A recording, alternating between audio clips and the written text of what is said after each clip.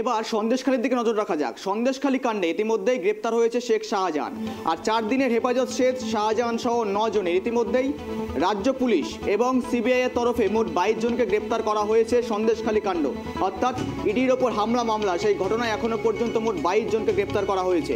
এই মুহূর্তে কয়েকজন রয়েছেন এখনো পর্যন্ত জেল হেফাজতের পাশাপাশি 4 দিনের হেফাজত শেষ শাহজাহান সহ শাহজাহানের ভাই শেখ সিরাজউদ্দিন সহ শেখ আলমগীর সহ বিভিন্ন প্রায় 9 জনের। এই 9 জনকে আজ ফের বসিরহাট আদালতে তোলা হবে, আর সকলকেই ফের সিবিআই হেফাজতে চাইতে পারে বলে সূত্রের খবর। ইতিমধ্যেই সিবিআই এর তরফ থেকে রওনা দেওয়া হয়েছে শাহজাহান সহ 9 জনকে নিয়ে, আর 4 দিন হেফাজত শেষে ফের আজ 4 দিন হেফাজত শেষে আজ 4 দিন শেষে ইতিমধ্যেই তাকে তোলা হবে বসিরহাট মহকুমা আদালতে। 4 দিনের হেফাজত শেষ শাহজাহান সহ 9 জনের, আর ইতিমধ্যেই শাহজাহান সহ 9 জনকে তোলা হবে বসিরহাট মহকুমা আদালতে, অর্থাৎ সন্দেশখালী কাণ্ড।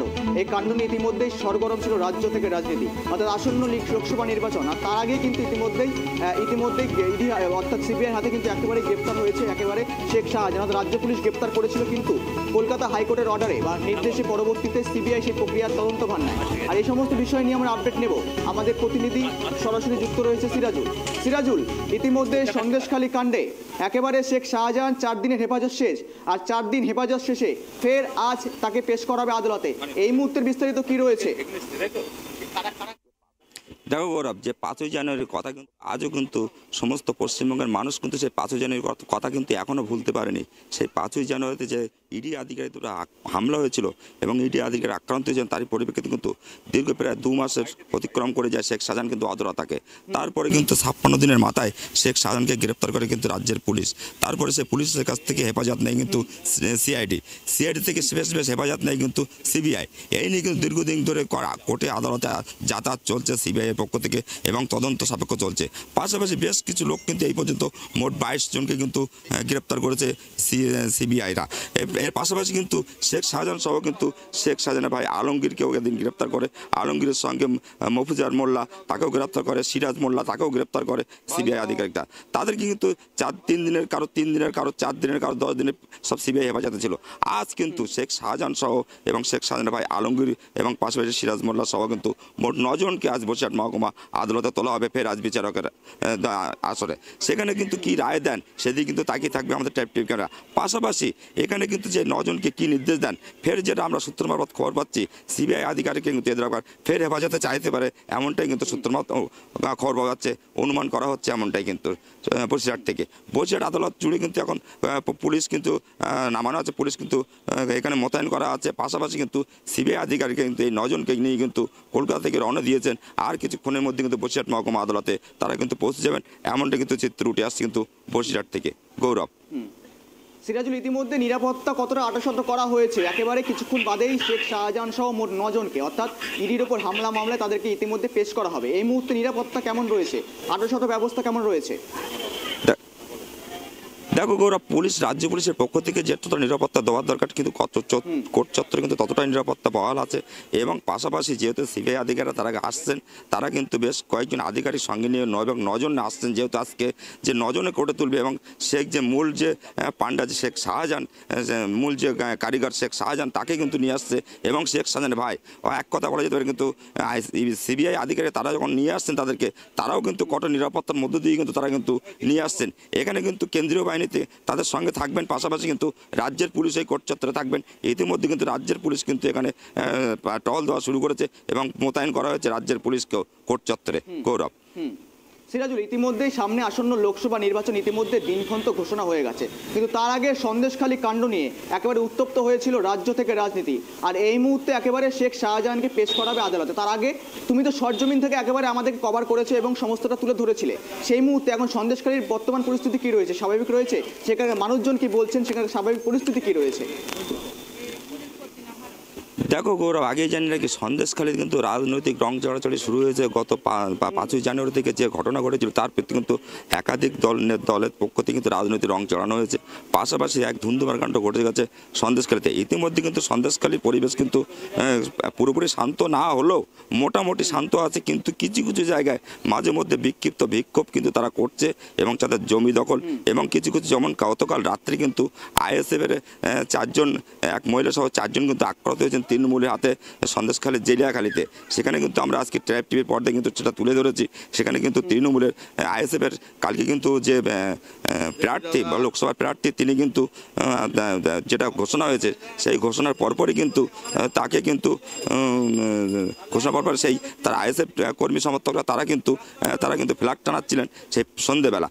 তারপরে কিন্তু 9টা নাগাদ দুজন আইএসএফ কর্মী তারা কিন্তু সেখানে আসে বাজারে, তাদেরকে কিন্তু ঘেরাও করে 7 থেকে 8 জন তৃণমূল কর্মী সমর্থকরা তারা কিন্তু ঘেরাও করে তাদেরকে মারধর শুরু করে। পাশাপাশি সেই পরিপ্রেক্ষিতে কিন্তু বেশ কয়েকজন আইএসএফ কর্মী তারা কিন্তু প্রতিবাদ করলে তাদেরকেও মারধর করা হয়। এক মহিলা সহ 4 জন কিন্তু আক্রমণ হয়, তাদেরকে কিন্তু খুলনা গ্রামীণ হাসপাতালে ভর্তি করা হয়েছিল। সেখান থেকে তারা থানায় গিয়ে কিন্তু তারা লিখিত অভিযোগ দেয়, সেটাকে আমরা তুলে ধরেছি। এক কথা বলা যেতে পারে সন্দেশখালী কিন্তু এখন পুরোপুরি শান্ত না হলেও মোটামুটি বেশিরভাগ অংশটা কিন্তু শান্ত, কিন্তু কিছু কিছু জায়গায় মাঝে মধ্যে কিন্তু বিক্ষিপ্ত ঘটনা ঘটে আছে। যেহেতু সামনে লোকসভা ভোট, রাজনৈতিক চাপানুত্তন কিন্তু এখনও সন্দেশখালীতে হয়ে আছে বলে এমনটা জানা যাচ্ছে সন্দেশখালী থেকে। গৌরব।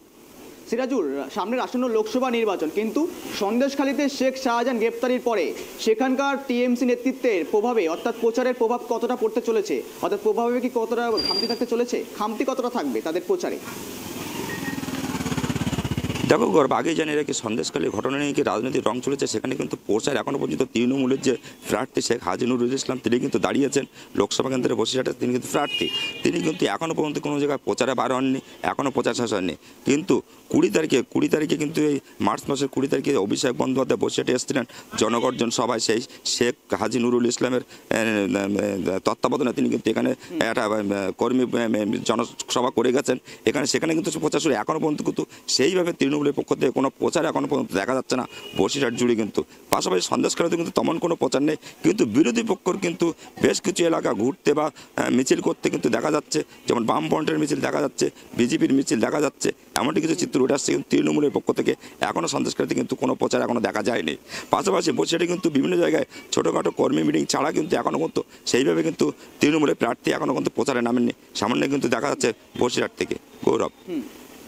একেবারে সিরাজুল, এখনো পর্যন্ত স্বাভাবিকভাবে পরিস্থিতি না তৈরি হলেও, এখনো পর্যন্ত অগ্নিগর্ভের মতন পরিস্থিতি না হলেও এখনো পর্যন্ত সমথমে পরিস্থিতি কিন্তু রয়েছে সন্দেশখালী জুড়ে। পাশাপাশি সন্দেশখালীতে মেন অভিযুক্ত অর্থাৎ ইডির উপর হামলা মামলায় মেন অভিযুক্ত শেখ শাহজাহান সহ 9 জনকে ইতিমধ্যেই আজ বসিরহাট আদালতে পেশ করবে সিরাজুল। আর কতক্ষণের মধ্যে তাদেরকে পেশ করা হবে কি জানা যাচ্ছে? মূলত আর কতক্ষণের মধ্যে তাদেরকে পেশ করা হতে পারে?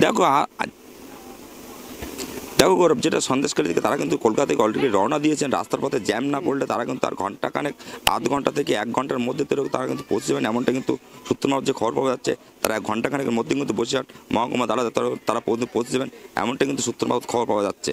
অথচ সেদিকে কিন্তু দাঁড়িয়ে থাকবে। তারা আসার পরে তার বিচারকের ঘরে সেই 9 জনকে নিয়ে যাওয়ার পরে বিচারক কী নির্দেশ দেয় সেদিকেই কিন্তু তাকিয়ে থাকবে আমাদের ট্র্যাপ টিভি ক্যামেরা, সেটা সময় বলে দেবে। গৌরব। একেবারে সিরাজুল, সঙ্গে থাকো, তোমার কাছে আবারও আসবো। জানিয়ে রাখি সকলকে, অর্থাৎ মেন অভিযোগ অর্থাৎ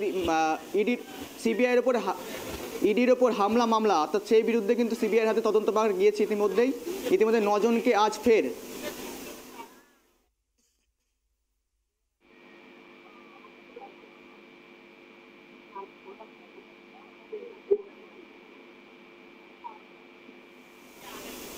ইতিমধ্যে 4 দিন হেফাজত শেষে ফের শেখ শাহজাহানকে ইতিমধ্যে পেশ করা হবে বসিরহাট আদালতে। এই মুহূর্তে সন্দেশখালীতে সেখানকার মহিলাদের আতঙ্কের রেশ কি কেটেছে সিরাজুল?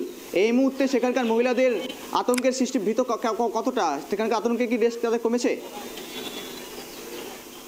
দেখো, মহিলাদের আতঙ্ক কিন্তু এখনও কিন্তু সেইভাবে কিন্তু মানে যতটা সেই প্রথম টাইমে যে আতঙ্কটা ছিল সেটা কিন্তু অনেকটাই কেটে গেছে এই মুহূর্তে সন্দেশখালীতে। তারা কিন্তু ঘোরাফেরা করছে, চলাফেরা করছে, সেই আতঙ্কের ছায়া কিন্তু এখন সাময়িক কিঞ্চিত পরিমাণে আছে। পুরোপুরি আতঙ্ক কিন্তু সেই মহিলাদের মধ্যে এখন বর্তমানে নেই। যেহেতু তাদের দাবি ছিল শেখ শাহজাহানকে ধরা, শেখ শাহজাহান গ্রেপ্তার হবে, কিন্তু অনেকটাই আতঙ্ক তারপর থেকে কাটতে শুরু করেছে একের পর এক ধাপে ধাপে। এখন কিন্তু স্বাভাবিক ছন্দে ফিরে রয়েছে সন্দেশখালী। কিছু কিছু জায়গায় বিক্ষোভ ছাড়া কিন্তু আর কোনো কিছু গণ্ডগোল কিন্তু সন্দেশখালীতে ইতিমধ্যে দেখা যাচ্ছে না।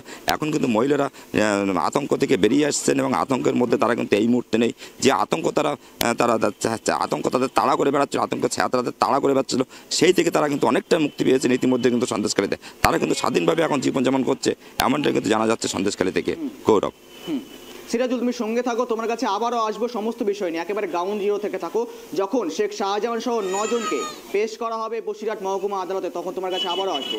আপনাদের জানিয়ে রাখি, ইতিমধ্যে ইডির ওপর হামলা মামলায় সিবিআইয়ের হাতে যে তদন্তভার প্রক্রিয়া গেছে সন্দেশখালী কাণ্ডে, সেই কাণ্ডে এখনো পর্যন্ত রাজ্য পুলিশ এবং সিবিআই তরফ থেকে মোট 22 জনকে গ্রেপ্তার করা হয়েছে।